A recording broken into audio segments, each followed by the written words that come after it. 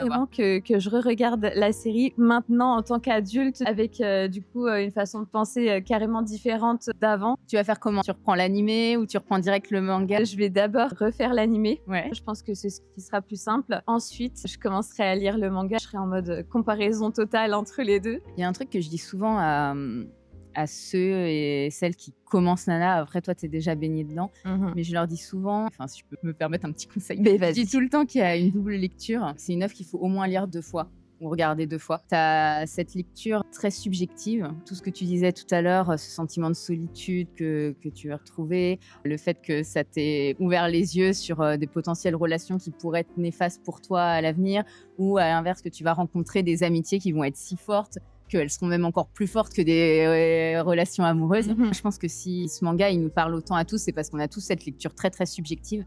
Mais tu as aussi une lecture objective avec justement les 2 narratrices qui sont les 2 héroïnes et qui nous racontent ce qui se passe et analysent tout ce qui leur est arrivé sur plusieurs temporalités. Peut-être que ça t'apportera aussi des réponses et de manière plus générale, lecteur, sur leur communication et comment elles apprennent peut-être un petit peu à mieux communiquer auprès d'elles-mêmes déjà et d'analyser leurs propres émotions.